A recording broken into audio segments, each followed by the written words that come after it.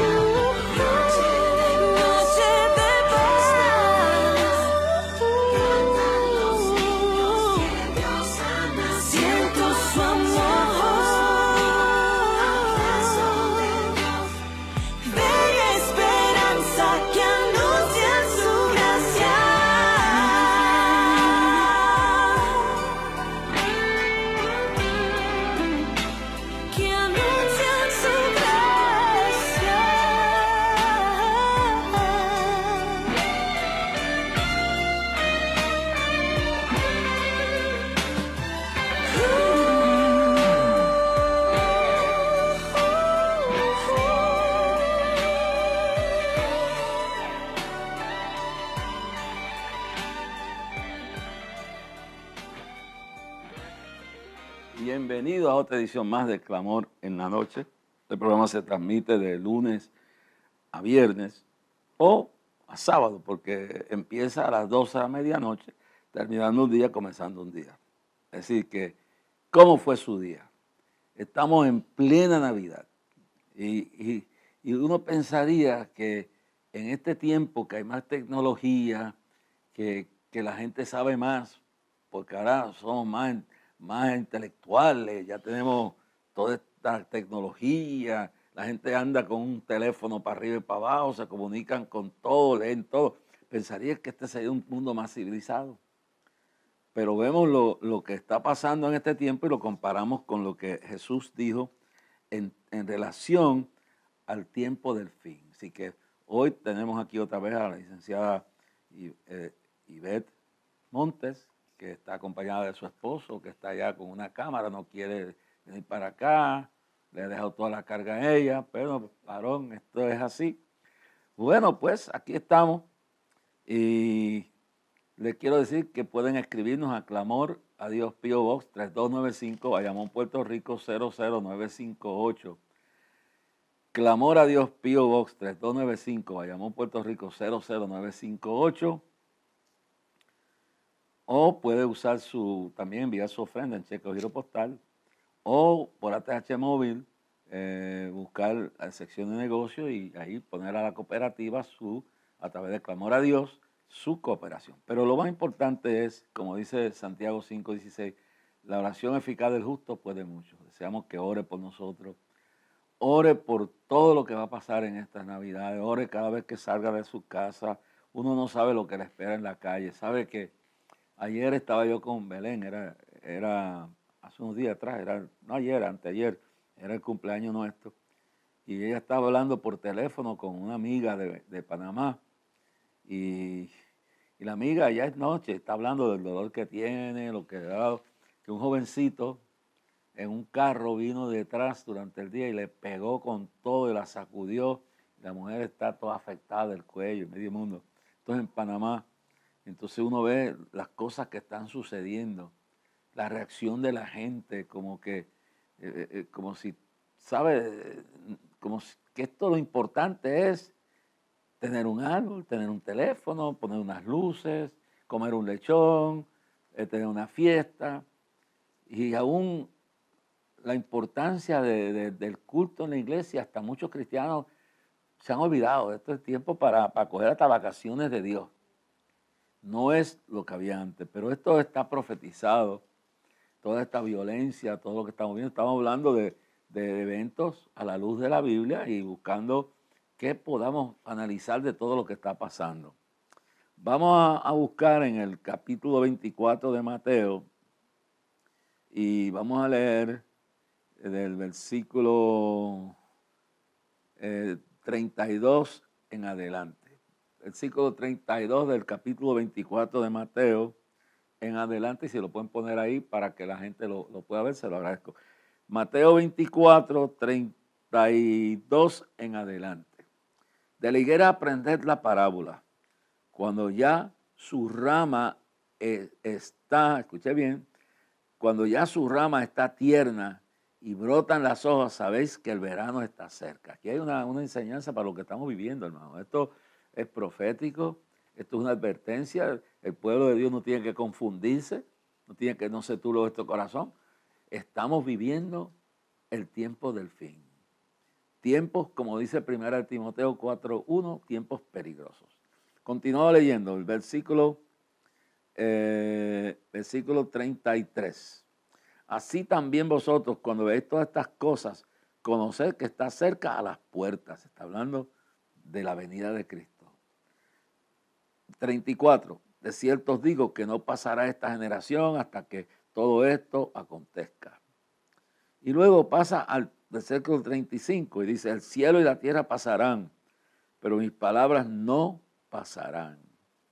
Pero el día y la hora nadie sabe, verso 36, ni aun los ángeles de los cielos, sino solo mi Padre. En otras palabras, la hora exacta, el día exacto, nadie lo sabe, pero sí los tiempos dan testimonio de que vivimos en esta época final.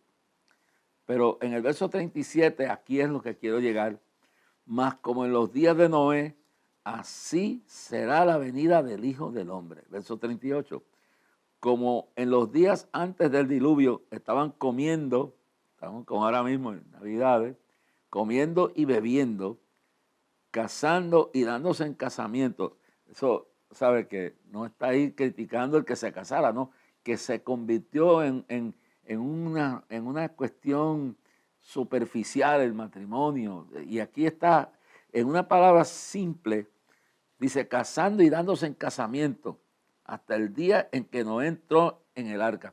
Ahí está hablando el relajamiento en la creación de la familia. Se volvió un relajo el casamiento. Nadie ve esto ahí cuando lo lee, pero yo lo veo. Casando y dándose en casamiento. Pero usted puede interpretar que Dios está en contra de que la gente se esté casando, pues es un es algo loco, no.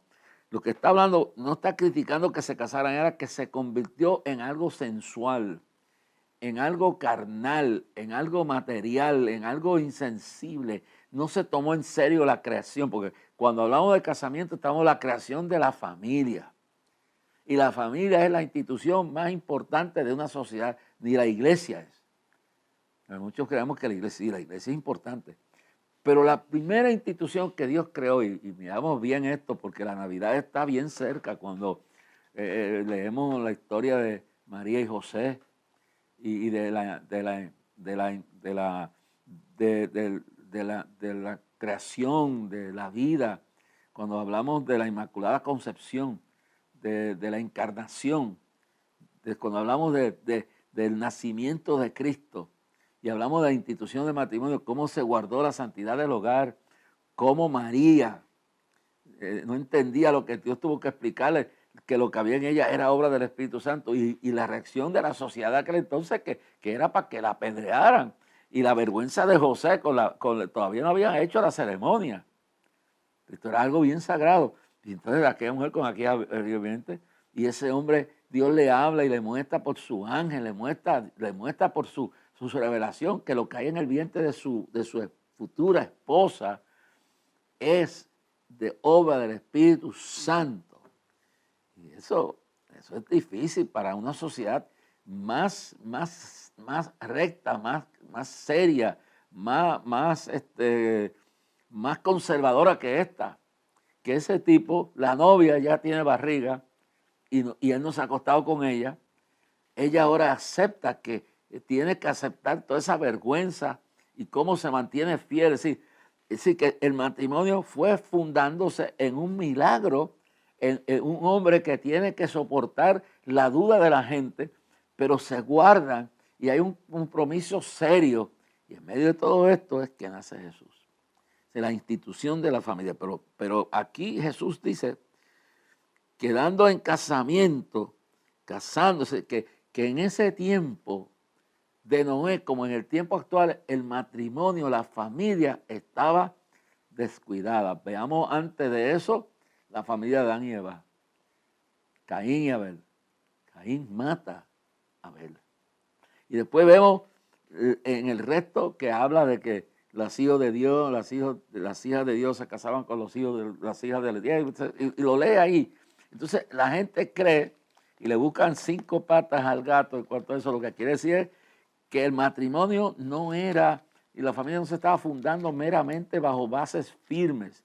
Y cuando usted lee ese capítulo 6 de Génesis, y yo quiero introducir esto porque esto es lo que vamos a hablar hoy, dice esto, yo casi nunca leo esta parte, pero creo que es importante hoy. Dice, maldad de los hombres, verso 1 en adelante, capítulo 6.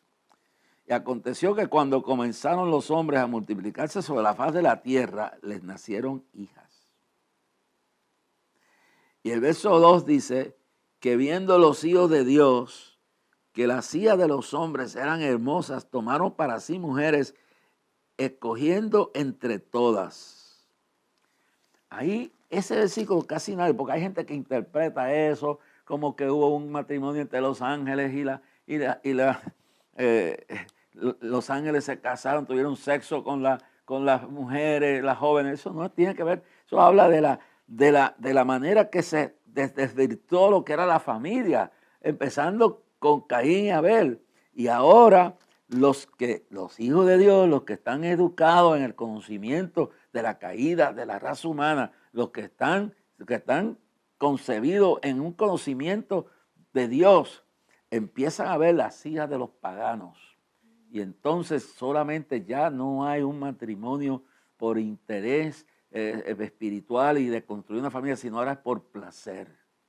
Pero lo dice, cuando los hijos de Dios y las hijas de los hombres eran hermosos, y viendo los hijos de Dios que las hijas de los hombres eran hermosas, tomaron para sí mujeres, escogiendo entre todas. ¿Sí? No vieron la cualidad, no analizaron lo que había sucedido entre Caín y Abel. No es la seriedad de la construcción de la familia en el comienzo de la restauración después de la caída de la raza humana. Estos individuos estaban carnales, Los que estaban viendo la belleza. Entonces dice, y dijo Jehová, no contenderá mi espíritu con el hombre para siempre, porque ciertamente él es su carne, mas serán sus días como 120 años. Entonces luego, cuando leemos acá, dice, en Mateo 24, 37, más como en los días de Noé, así será la venida de Dios del hombre, porque como en los días antes del diluvio estaban comiendo, bebiendo y casándose y dándose casamiento hasta el día que Noé entró en el arca. En otras palabras, aquí en una forma, yo no puedo si decir subliminal o que podamos entenderlo, está hablando de que se aflojó la familia. Y en el tiempo del fin la familia estaría floja. Y lo dice bien claro. Y no entendieron, dice, hasta que el día que no entró en el arca, y no entendieron hasta que vino el diluvio y se los llevó a todos, así será también la venida del Hijo del Hombre. Y entonces habla de la venida de Cristo. Pero quería leer esa parte porque todo lo que está pasando, yo me crié en Estados Unidos, en la escuela se oraba, en la escuela se leía un salmo.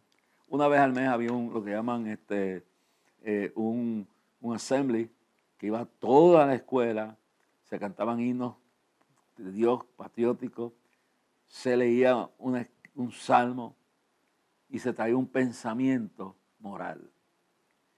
Eso con la decisión de Martin Mary O'Hare, el caso que ella usó a su hijo Michael, que yo lo tuve aquí en un día de clamor.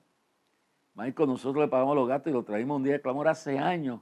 El hijo de la TEA que llevó al caso, que sacó la Biblia y la oración de las escuelas. Y él, con el tiempo, él dice, mi madre me usó.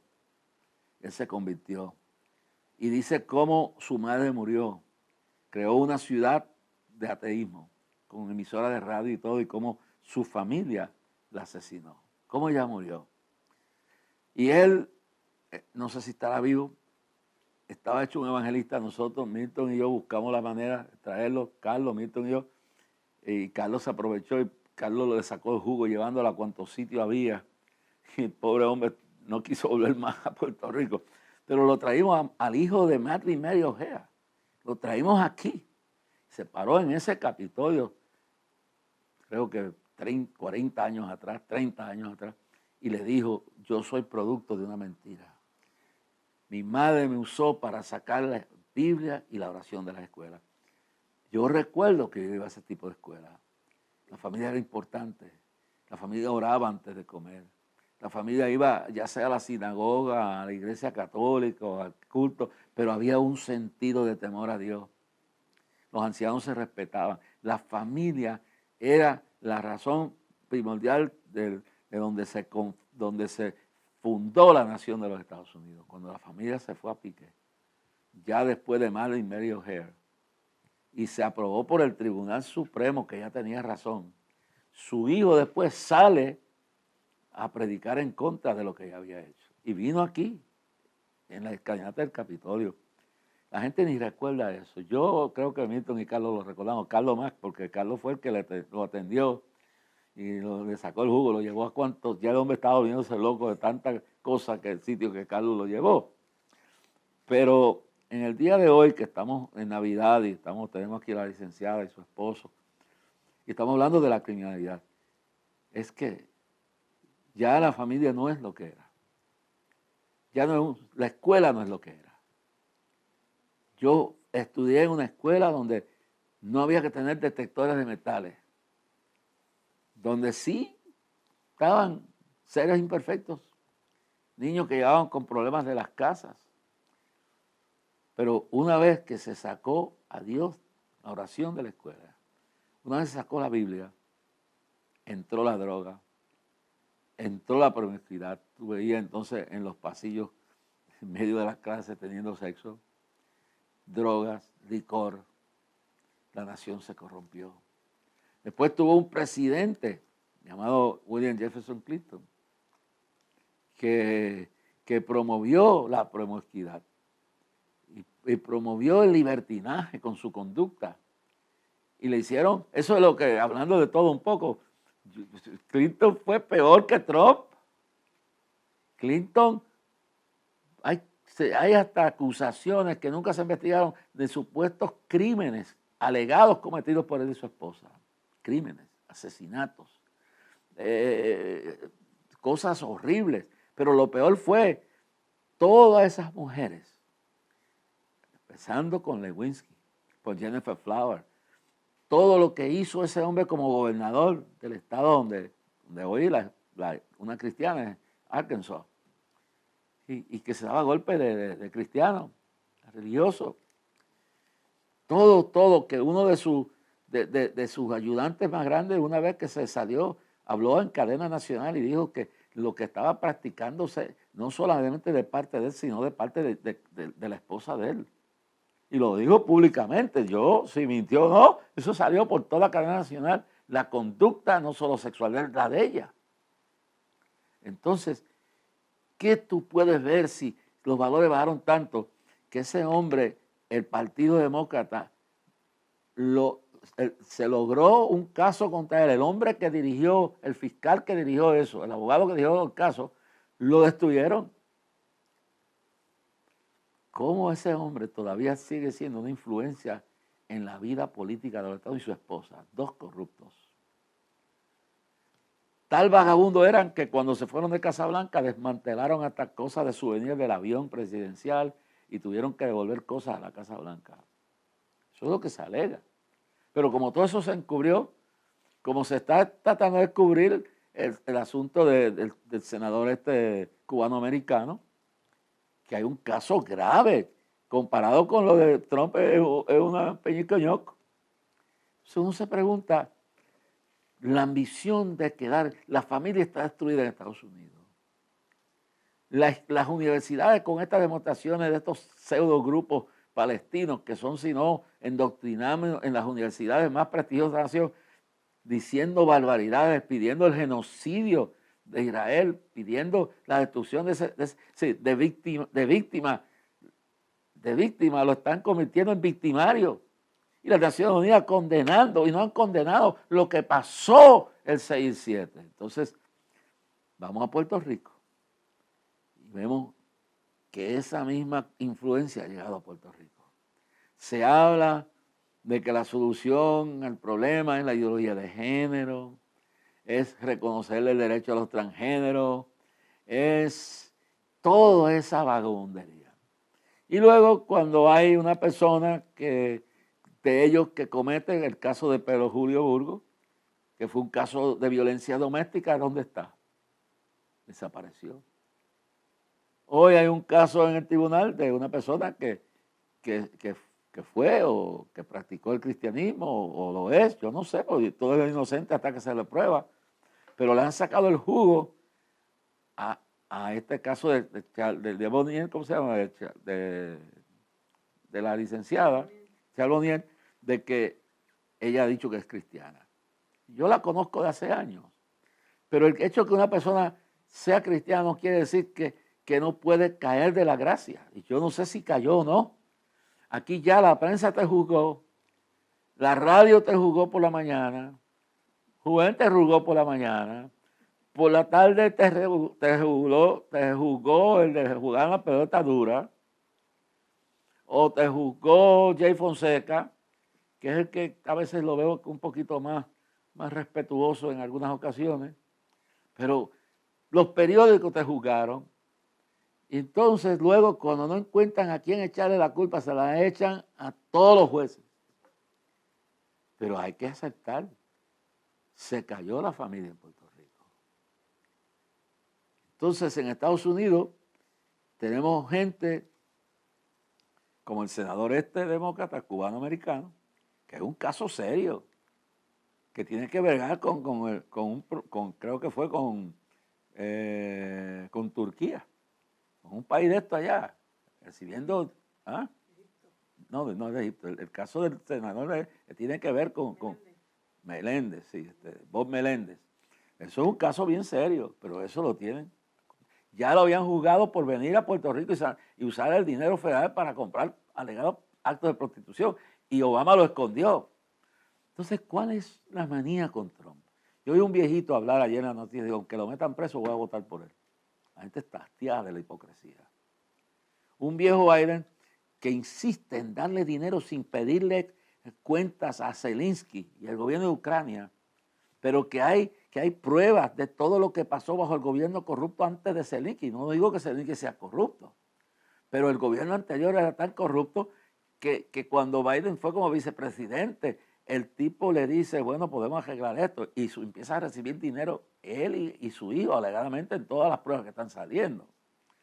Entonces, dicen, ¿qué haremos con el fiscal general que está investigando la corrupción de mi gobierno, de este gobierno? De eso yo me encargo, dijo Biden. Entonces, no tiene derecho alguien, en este caso de preguntar por qué la prisa en darle más de 100 billones de dólares cuando ya han dado decenas y decenas de billones de dólares, y que creo que nadie quiere que pierda la guerra Ucrania, pero hay que pedirle también respuesta. El país se está endeudando. Entonces, brincan aquí, y mientras está estrangulando a Israel por el dinero que le da, que es su más fiel aliado en todo el mundo, ¿cuál es la prisa de destruir a Trump? ¿Cuál es la prisa de darle tanto dinero a este país? Y este señor, este senador que habló ayer, dijo, pero ¿por qué no le dio los aviones antes? ¿Por qué tardó en darle los F-16? ¿Por qué tardó en darle los tanques antes? ¿Por qué ahora es la prisa? ¿Sabe? Y este senador es muy serio. Y habló ayer en el Senado y dijo, ¿por qué Biden tardó tanto en darle los aviones F-16? ¿Por qué le negó esos aviones? ¿Por qué le negó todo? Y ahora, a última hora, no será posible, yo no digo que sea así, que lo tienen por el cuello con la evidencia que tienen en Ucrania de los alegados y posibles actos de corrupción de él y su hijo, que ahora no quieren dar los documentos al Congreso. Entonces uno ve todo esto y uno ve que es la destrucción de la familia, aún manifestada en las más altas esferas del gobierno de nuestra nación. Yo miro todo esto, usted no conoce de Belén, hermana Ana Montes, pero aquí está la violencia. Y si leemos ese capítulo 6, dice, como producto de la destrucción de esa familia que se creó anormal, nada más que por sexo, por belleza, y que Cristo dice que será así en los últimos días, vino la violencia. No hay seriedad, no hay educación, no hay ningún compromiso serio. Ahora, eso está pasando en Puerto Rico. Yo creo que Dios está hablando, que tenemos que buscar a Jehová mientras pueda ser hallado, llamarle entre tanto que está cegado. Tiene ahí, dígalo, usted está hablando ahí. Que usted, ¿verdad? Estábamos hablando de cómo es que podemos estar frente a esta realidad, teniendo en Puerto Rico, por lo menos, tantos supuestos adelantos en la economía, comparado con países de toda Latinoamérica, acceso a salud, a tecnología, a educación. O sea, ¿cómo nosotros podemos tener en este mismo tiempo, o sea, a la misma vez tanta prosperidad física y tanta decadencia moral? Yo le pregunto, licenciada, ¿cómo Bukele, que tenía 7 años cuando yo estaba en medio de la guerra, Bukele está cosechando lo que se consiguió en el 1980 con miles, fueron 100,000 personas se metieron al estadio Flor Blanca, desafiando la guerra. En El Salvador. Eso fue en noviembre 30, el último día de la campaña. Se paralizó la guerra por completo. Kennedy tenía 7 años. La guerra en El Salvador murieron más de 80,000 personas. Wow. Era el Frente Farabundo Martí, la guerrilla comunista, la Mano Blanca, la derecha radical y el gobierno actual, que era el gobierno de Napoleón Duarte, el ingeniero. Entonces, eran 3 facciones. Y yo estuve allí en todo eso. Mi vida corrió peligro, pero yo vi la muerte.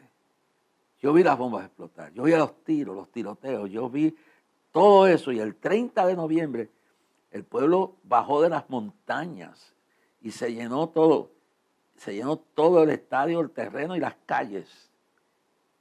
Y clamaron a Dios.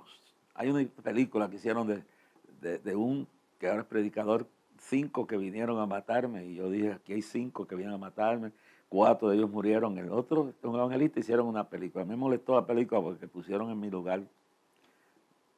No me hacía justicia, ¿sabes? No me gustó. Pero 100,000 y pico de personas. Y 3 días después, cuando eso lo pasó, el mensaje por televisión, el presidente Duarte dice, mi mensaje a la nación tiene que esperar el mensaje de los 100,000 de Rasky. Se paralizaron las barras, los taxis, las monjas abrieron los conventos, los ricos abrieron sus mansiones. El país entero buscó a Dios durante ese tiempo. La guerra siguió, pero la semilla que se sembró, digo, yo me fui del estadio a cierta hora, no me recuerdo si eran las 3 de la tarde o algo así. Horas después, ciegos viendo, paralíticos caminando, cáncer desapareciendo, gratificaciones, milagros por toda la ciudad, y se paralizó la guerra por 24 horas. Se sembró ese mensaje en un país dividido. Años después aparece un hombre que es de descendencia árabe. Bukele, tengo entendido que su padre tiene descendencia árabe. Y Bukele llega, es un comerciante. Él no se convierte primero, él llega a la alcaldía de su ciudad y luego tiene una experiencia con Dios y empieza a ocupar un lugar en la vida pública y primero tiene éxito en la alcaldía, después en la gobernación y después llega a la presidencia con todo en contra de él.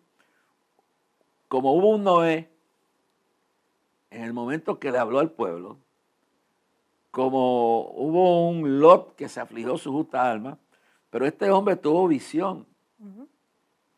Yo oro que no se le vayan los humos a la cabeza, yo oro que Dios lo guarde.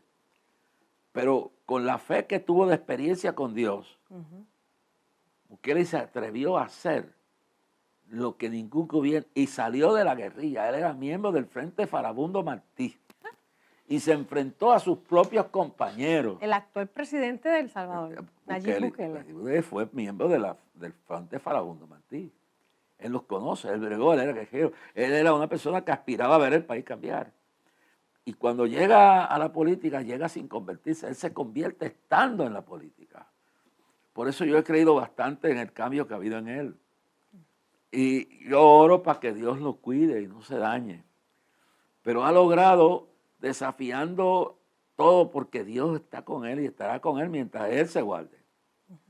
Mientras el pueblo no le idolatra, ni se vayan los humos a la cabeza. Bukele ha logrado el peor, después de la guerra, la guerrilla del frente, el guerrillero del Frente Farabundo se unieron con los maras.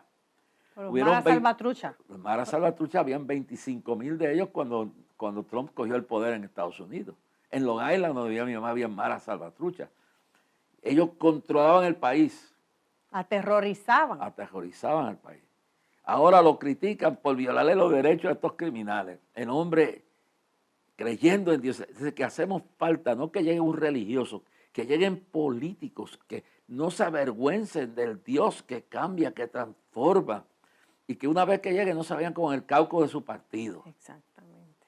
Y no se conviertan en políticos más. Que lleguen y representen a Dios y sean capaces de no avergonzarse del Evangelio de Jesucristo. Y eso es lo que ha pasado con Bukele. Déjame decirle que yo nunca me he reunido con él. Pero yo sé que el fruto de lo que él tiene fueron aquellos pastores mártires. Aquellos que nos sacrificamos enfrentando la muerte día tras día, las amenazas, y que desafiamos a Goliat. Sacamos 100 y pico de mil personas un solo día. Más por 15 días, miles, decenas de miles de personas desafiando toda la guerra que había para clamar a Dios. Yo vi una noche una lluvia de plata en El Salvador. Miles de personas en los carros. Vi un ateo que llamó a la emisora y dijo, yo soy ateo, yo no creo en Dios. Pero mi vecina, cuando usted estaba hablando, le salió unas cavidades platificadas en forma de cruz. Yo lo dudé. Vino mi esposa y me lo enseñó también, y mi hija. Y yo no creo en Dios, pero sé que hay algo. No se convirtió. Esa noche llamó a la emisora. En una sola noche hubieron 5,000 testimonios que no se pudieron tomar todos. En una sola noche hubo una lluvia de plata sobre toda la ciudad y miles le salía plata en las dentaduras. Yo nunca he vuelto a ver eso en mi vida. Cómo la gente empezó a buscar a Dios. Y esa semilla, años después, uno que tenía 7 años, llegó y eso se dio. La presidencia. La presidencia no es Bukele, es Dios en Bukele. Exacto. Y me gusta que en los discursos que ha dado reconoce que es Dios. Sí. El día que se olvide que fue Dios, se acabó todo. Pero lo que quiero decir con esto es que le estoy dando un trasfondo, yo viví eso. De aquí yo llevé $500,000 en ayuda 3 años después. Y viajé por el frente de guerra. Y 3 aviones míos alquilados con camarógrafo, el hijo, el sobrino de Wanda Ginestre, Jorge Ginestre. Pepo, el camarógrafo de Guapa, me acompañaron. Y mientras abajo se peleaba la guerrilla con el ejército, nosotros íbamos por encima, nuestro convoy iba por tierra, estaba todo mientras peleaban. Y nosotros llegamos a San Miguel, y el único hotel que creaba un motel, y cogimos 10 cuartos. Y cantamos la noche antes de subir a San Francisco Gotera, al frente de guerra, a darle comida, a darle aliento a la gente. A darle aliento a la iglesia que estaba allí. Me recuerdo que cantamos en un piano que había en el motel, cuando allá se pasa lista. Todos nos encomendamos a que íbamos a morir. Yo, para darle valor, yo iba parado en una pick-up que tenía el hueco de una bala y manchado en la sangre del que mataron allí. Y detrás venían los camiones y al frente 3 personas con el chofer, 2 más, y subimos al frente. Y hay un video donde aparezco el jovencito entrevistando a una señora, eso está en YouTube, y yo me veía bastante joven entonces, pero después subí a Santa Rosa de Lima, a Islique, en la frontera, arriba entre Honduras, en plena guerra. Y todo eso se sembró. Yo vi muchachitas jovencitas de 15, 12 años, a las 5 de la tarde, mientras nosotros bajamos de la montaña, huyendo para que no nos llegara a coger la noche, después que habíamos subido 5 horas de distancia a Islique, frontera con Honduras, a darle comida a la gente. Y la guerrilla había salido, y cuando ellos venían, ya nosotros íbamos de camino saliendo de allí. Y el pastor se quedó con su congregación y no se quiso venir con nosotros. Y lo mismo pasó en San Francisco Gotera. El pastor dejó su familia en San Miguel y él se quedó donde estaba la guerrilla con su familia. Todo eso se sembró en El Salvador. Pastores que murieron, familias enteras que murieron. Nosotros veíamos el cadáver de una persona tirada a la orilla con una vela a la orilla de la carretera. Soy el gimil de la persona muriendo de la bala cuando se enfrentaban con el ejército. Pero eso que se sembró se ha cosechado. Pero llegó gente como Bukele dispuesto a reconocer que Cristo es Señor de señores y darle la gloria a Dios. Y mientras se le dé la gloria a Dios, ese país será prosperado. Yo le digo porque yo viví esa experiencia.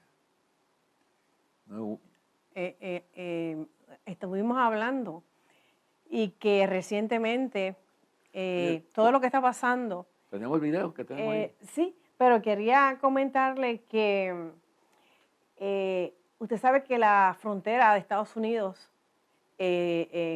por México y California es un problema grande porque se sabe que esa es una puerta a muchos terroristas y a muchos criminales violentos. El senador Lindsey dijo anoche que se espera el peor ataque terrorista, lo que vengo diciendo por el Señor, en Estados Unidos durante esta administración. Y no solo en Estados Unidos, reverendo, las muertes que nosotros estamos viendo en Puerto Rico de manos de jóvenes a los viejitos, que son estas últimas noticias que a mí me han impactado en Puerto Rico en la violencia, de robar, de matarlos, de quemarlos, de acuchillarlos.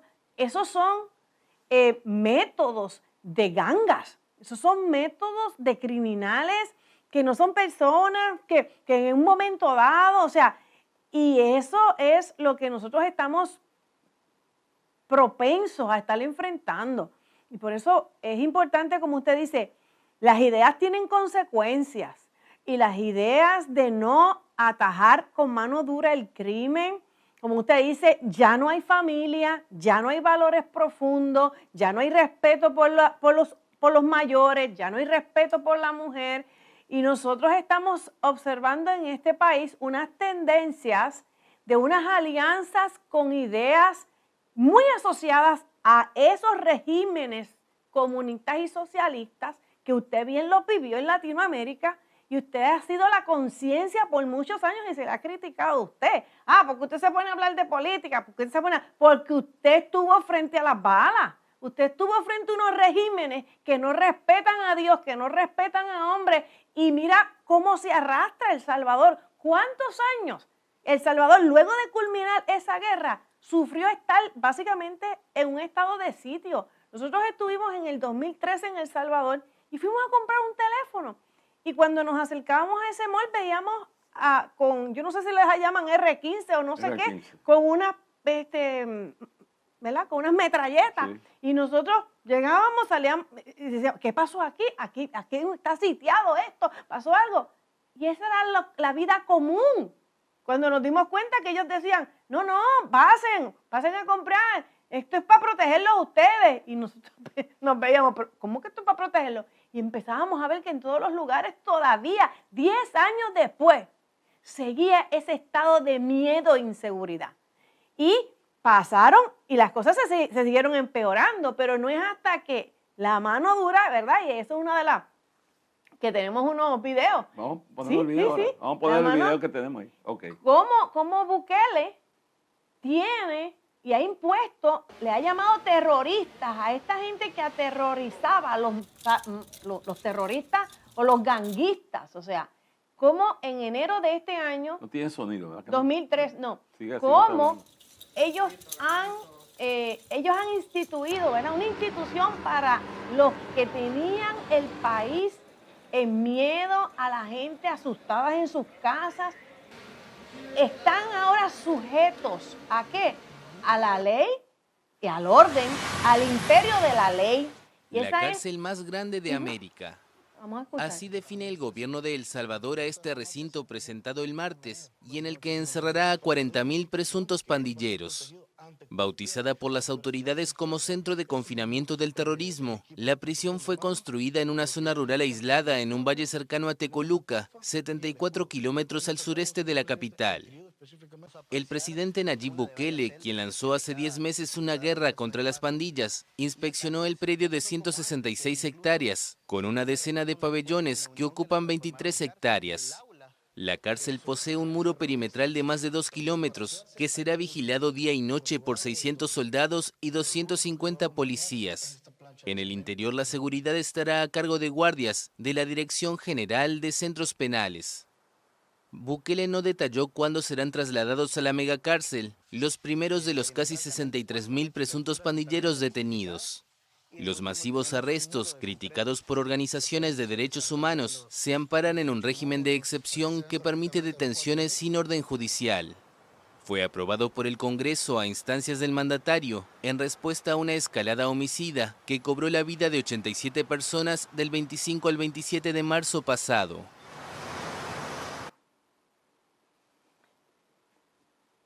Nosotros tenemos también tenemos dos, y una de las cosas que el presidente Nayib Bukele ha llamado la atención mundial. ¿Por qué? Porque todas las naciones en estos últimos años, décadas, han estado tratando de lidiar con el problema de la criminalidad, el narcotráfico y el terrorismo.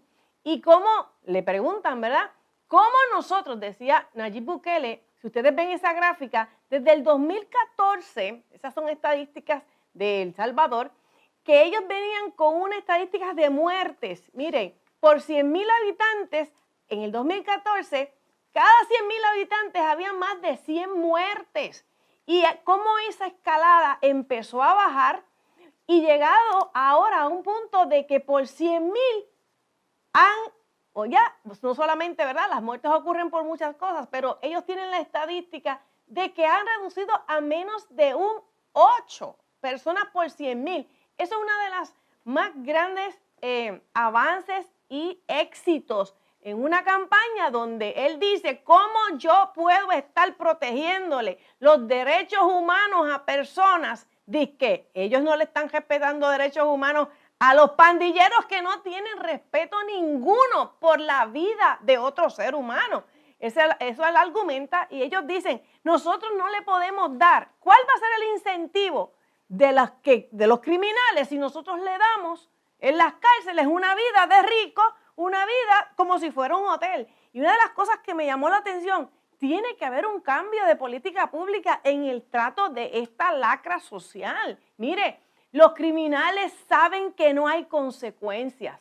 En esa cárcel, que es la cárcel dirigida a los pandilleros básicamente, pero él dice, estas son las personas que es como un derramamiento, lo que ocurre ahí y no tiene contrasentido y no tiene pares del gobierno, que son los que tienen autoridad desde el mismo cielo a intervenir con el orden social. Él le dice, ¿cómo yo les voy? Esa gente en esa cárcel, es un centro, un programa especial. Ellos tienen que pagar, esos presos tienen que pagar, ellos y sus familiares, por los servicios que reciben. Ellos no salen de esa celda, ellos no tienen colchones para dormir, ellos tienen que salir a hacer sus necesidades, bañarse adentro, porque son peligrosos. ¿Por qué? Porque ellos han decidido que no pueden vivir, tienen que estar al margen de la sociedad. Ellos tienen que trabajar para estar en una cárcel como esa. Ellos están ahí siendo sujetos a los que ellos hicieron sujetos a la gente que se porta bien, a la gente de buena voluntad. Ellos los sujetaron a un sistema de terror. Pues ahora el presidente de El Salvador le está dando de su medicina, pero mira, al menos no los maltratan, pero los están teniendo sujetos, porque la autoridad es para ejecutarla. Y eso es lo que está pasando. Ese cambio, el pueblo de El Salvador le ha refrendado a Bukele la paz que le ha traído y se ha convertido en El Salvador en uno de los lugares más seguros del mundo. Así que, como usted dice, reverendo, o sea, las ideas tienen consecuencias. Los hombres que toman posiciones fuertes y claras en cuanto a proteger la ley, se supone, y la justicia que proteja a los que están en sociedad tratando de llevarse en paz, de proteger, de respetar a los seres humanos, pero los que no respetan a otros seres humanos, no tienen respeto por la vida, tienen que tratarlos como tal. Y yo creo que eso es una de las grandes ventajas, ¿verdad?, de que se le ha probado al mundo y a muchas instituciones y a muchos países que hay esperanza, que se puede. Claro, y nosotros aquí en Puerto Rico pues tenemos un problema grave porque aquí la política es el Dios de la gente. Una palabra, no tienen en mente agradar a Dios. Y el problema que tenemos es que yo me recuerdo, y esto es un problema que tenemos, que pensamos que si elegimos personas que se autodenominan cristianos, nos van a dar la solución. Y yo recuerdo una de las mujeres que promovió en la década del 70, aquello que se llamaba la minoría moral, con aquel pastor bautista de Lynchburg, de allá del sur de Estados Unidos. Y entonces decidieron que iban a meter gente que eran cristianos, profesos, pero una vez que llegaron allí, se convirtieron en otros políticos más. En vez de ellos convertirse, ella el mundo convertirse a sí, ellos. Ella estaba siendo entrevistada, creo que por James Dobson. Ella dice, nosotros pensábamos que se llamaba Jerry Falwell, que era el pastor de un seminario, de una iglesia en el sur de Estados Unidos, y él era el líder de la mayoría moral. Y ella creó un grupo que llegaron al Congreso un montón de cristianos que iban a cambiar todo, pero que la mayoría cuando llegó ahí los que cambiaron fueron ellos. Sí, aquí el problema está en que la gente necesita gente de valores que no respondan al caucus de un partido, que respondan al caucus del Espíritu Santo. Que estén seguros que viven la vida, que estén seguros que están puestos por Dios no para hacerse famosos ni ricos, sino para representar un cambio en el país.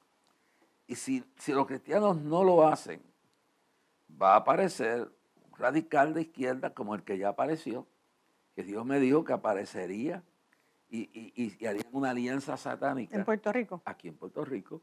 Eso me lo dijo en noviembre del año pasado, cuando eso no existía. Ya la alianza está hecha. Son dos sectores radicales de izquierda. No son en verdad verdaderos independentistas. Usan la independencia como algunos usan la estadidad para politiquear. Son radicales de izquierda, socialistas, comunistas, disfrazados. De ideas de libertad. De ideas de libertad. Y aunque te cuente esto extraño, verdaderos independentistas era Alviso Campos. Y mi madre fue nacionalista por un tiempo, rebelde. Después murió republicana, gracias a Dios. Pero lo que sucedió fue esto. No eran, Gilberto Concepción de Gracia era un idealista. Estos no son. Algunos no son ni estadistas ni son independentistas. Son políticos aprovechando ideas raras que tienen. Algunos son materialistas, otros que quieren promover las ideas radicales que tienen. Y que no tienen trabajo ni pueden llevar una oficina para sostenerse y viven del gobierno. Viven de eso. Y el peligro es cuando uno de estos, Dios me mostró que se iban a unir estos dos grupos, iba a surgir un individuo que se iba a proclamar la esperanza. La esperanza, vestido de un lobo, vestido de oveja, que venía a encantar el país. O sea, Bukele no subió así. Bukele llegó a la política y estando en la política, sin hacer promesas, Dios lo usó para cambiar un país y le dio la gloria a Dios. Estos no, estos están con el encantamiento, con la psicología de las basas. Y Dios, vendrá uno que tomará el poder si el pueblo lo elige y le dirá que va a cambiar la historia del país. Y el pueblo decepcionado con los demás históricos, si no tiene cuidado, llevará a Puerto Rico al caos que jamás ha entrado. Wow. Yo creo que todavía Dios ama este país. A mí me ha costado, siempre que he dicho algo, que me insultan, me quitan la ofrenda, me condenan. Pero yo creo que en lo que dijo el profeta Micaías, vive Jehová, vive mi alma, que hablaré lo que Dios me manda. O sea, aparte de hablar lo que Dios manda a uno, la iglesia tiene que unirse. Una unidad no orgánica, una unidad espiritual. Exacto. Tener una carga por un país que está en estado crónico, estado de muerte. Por una situación que solo Dios nos puede salvar. Y si yo creo que volvemos a la senda antigua, no del legalismo crudo, condenatorio, sino de la vigilia, de la oración, de sentir el amor por el prójimo, de perdonar al que ha caído y levantarlo en vez de destruirlo. Y que Dios levante hombres y mujeres, como usted dice, íntegros. Íntegros que puedan ocupar posiciones sin comprometerse. Exacto. Bueno, licenciada, ha sido un placer tenerla aquí. Bueno, hemos hablado aquí de todo un poco, pero lo importante es que vivimos en tiempos finales. Sí. Cristo viene y viene pronto. Sí. Estas cosas que estamos hablando es porque Dios quiere que su pueblo esté educado, sea instruido, esté preparado. ¿Alguna palabra final? Sí, que hay que volver al sentido común, a la sencillez del Evangelio, que ha sido uno de los mensajes transformadores en todo el mundo y no pasa de moda. Necesitamos gente íntegros, como usted dice, en todas las facciones políticas, pero que amen realmente la libertad y amen la ley y el orden. Así que nosotros esperamos que, ¿verdad? Usted ha sido un testigo fiel, no de lo que le han contado y lo que le ha leído, sino lo que la carga y el ministerio, ¿no? que Dios le ha puesto en sus manos, un misterio profético que a los profetas siempre los quieren apedrear, a los mensajeros, pero al tiempo, al pasar los años, Dios siempre le ha dado la razón de lo que usted ha venido hablando, porque no solamente es el hablar, sino es el caminar, y a través del tiempo, pues esperamos que, ¿verdad?, esta grabación y este trabajo quede como testimonio de que hay que volver a Dios. Dios la bendiga, licenciada, Dios bendiga. Si se quiere quedar para otro programa más para mañana, pues está invitada. Dios la bendiga, Dios bendiga a Willy, que es ustedes son parte del Ministerio de Clamor también. Y esperamos en este año tener muchas cosas buenas. Que Dios sane, que usted se convierta, se reconcilie con el Señor y tenga una Navidad en Cristo con su familia. No tenga miedo, porque Dios está con nosotros. Deje su problema en las manos de Dios. Que Dios le bendiga grandemente. Santa la noche, la estrella y su resplandor que me recuerda su amor. Es un regalo, un beso que el cielo me dio, luz que ahuyenta